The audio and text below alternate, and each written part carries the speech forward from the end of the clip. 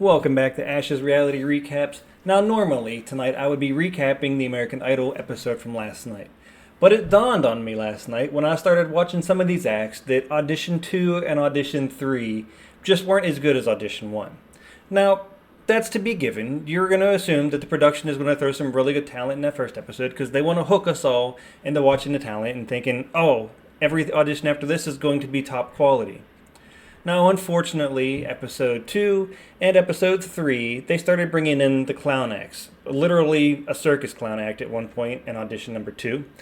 In last night's audition, they brought in some extracurricular acts that just didn't really fit into American Idol. So it made me start to think, what rules are out there and what regulations are in place that kind of dictate who is able to come onto the show and who they air on television? So you may not realize this, but rule number 4, or one of the 4 rules, or one of the 40 rules, however you want to look at it, but there's a rule out there that you have to audition first online. So you have to file an application online, and you have to do an online audition, submit a tape, and somebody has to review that tape and to determine if they feel that you should go to the next step. Okay. Rule number 1 and rule number 2 are around age. You have to be between 15 and 29, and if you're under the age of 18, you have to have a parent with you.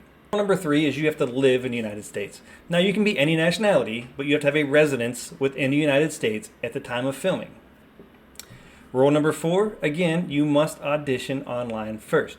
You have to fill out an application online, submit it with a video. Somebody's going to watch that video and then reach out to you, and it may take months, up to 6 months plus, before somebody contacts you to even be considered for the production audition. So after making it through the initial online audition, you may have to wait 6 months plus to receive a phone call from producers, at which point you have a live video chat with a group of producers. They listen to your song, and then they determine if you get to move on to the next step, which is the audition in front of Katie, Lionel, and Luke.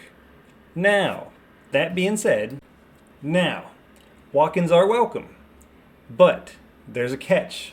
You have to sign in at 9 a.m., and you must be prepared to wait. They do not guarantee that everyone will get a chance to audition. If there are too many people there throughout the day, they will cut off auditions wherever they are and move on. So, again, we're going back to the rules that show that audition online, audition in front of producers, then go in front of the 3 judges. Let's move on to the next rule we want to talk about. If you've placed top 10 in any of the previous seasons, you are not permitted to reapply. You cannot re-audition if you have placed in the top 10 in any of the past American Idol shows. However, if you was in any of the foreign American Idol shows, it doesn't matter which position you was in, you can apply for the American Idol that happens in the United States. So if you was on, say, the Dutch Idol and was in the top 10, you're able to apply for American Idol and perform on a show. Ziggy. Let's move on to the next rule we want to talk about. Well, the American Idol doesn't do groups. For some reason, you can't wear ties. And the best don't always move on. Now imagine that. We're trying to do American Idol here, where the best talent becomes the next American Idol. But unfortunately, in a show like this, where production has their hands in everything, sometimes the best talent doesn't move on. Because at the end of the day, after golden tickets are handed out and production has all their interviews, they realize that there's a percentage of the population out there that want to see the good acts and the bad acts. Now that is what dawned on me last night. With some of these clown acts that come on here and take up the 2 hours worth of viewing time, and I wonder to myself, why are we watching these when I'm trying to see the next American Idol? Unfortunately, we all have to sit through the same show, and we have to sit through the same clown acts, even though a very small percentage actually probably find them entertaining. It would be great if the 2-hour episode was truly the best talent, so that at the end of the season we truly had the best talent as the American Idol, but unfortunately that's not how it works. So, the best don't always move on. We sit there week after week and we watch the talent, and sometimes we see an act that a vast majority of us go, oh my God, this act is incredible. And the judges go, that was monotone, and you didn't hit that high note, and I'm pretty sure you tugged on your ear. Yeah, maybe come back in another year, and we'll pass on you. To which we follow that up with a rendition of most likely somebody singing Gangnam Style and, dancing around in circles, and the judges go, "Oh my God, it's fantastic! It's Gangnam Style. We're going to move you on to the next episode because people are going to get a laugh out of you." Which is kind of what brings me to my next point, and close to my last point, because you're probably getting tired of hearing me ramble at this point.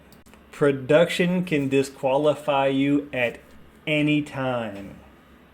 Which means if you break any of their rules, or you break their non-disclosure agreement, or you basically just upset production, they can basically put their heads together and throw you out of the show at any point in time.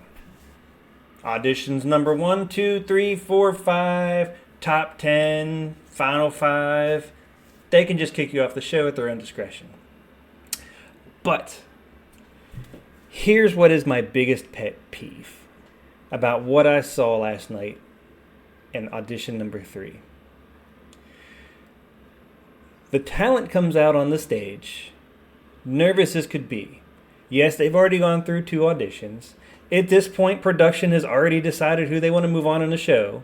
So Katie, Lionel, and Luke are basically just puppet judges at this point. They have on paper in front of them, I'm sure, yeses and nos on who's going through and who isn't, which is why you see some acts that just don't feel like they should go through, and some that sing amazingly not go through. Because production, in my opinion, has already decided who's going through, which allows the judges to look like clowns at times. They basically make fun of the acts that come out on stage. They act like grown children, getting IVs while somebody's trying to sing, talking over individuals while they're trying to sing, and basically just being all around rude and ignorant at times. Now, I do not want to discredit the times where they do have true emotional connections with some of the talent that comes on stage. It's great to see that, and it's great to see that coaching and that training and that teaching. But that is not what gets shown on TV most of the time. The majority of the time when you see something on television, it's Luke getting an IV, or Katie with her weird and outrageous facial expressions that just come across as rude sometimes. So, yes, we do get some good talent by the end of the season, and we do get some pretty decent shows. But the quality that this show could be is just questionable. When you realize that you have to go through basically 2 to 3 rounds of interviews before you can even come on to this point. By the time you get in front of these 3 judges, you've probably already been chosen and decided if you're going to move into the top 25 or into the lives. And it makes you feel and realize that these 3 judges have no say whatsoever in who actually moves on in the show. They're just puppets and figureheads that make us all sit down and watch and go, "Oh, what's Katie going to say tonight? Oh, is Luke going to find a country singer? Oh, wow, Lionel's actually pretty talented. He's got some good insight." It's not how it works, unfortunately, in my opinion. Now, I could be absolutely wrong. I don't feel that I am. Just watching these shows enough and watching the majority of the reality shows that I watch, it basically comes down to where you can see the figureheadness behind all of this and realize that they're just puppets. And we all fall for it because it's entertaining, and we all hope to actually see the next American Idol. Stay tuned. We'll jump into it next week, and hopefully audition number 4 can compete with audition number 1, and we can move away from the clown acts. But I doubt it. And that is Ash's Reality Recaps. If you agree, thumbs up. If you disagree, thumb up. Like, share, follow. See you next week.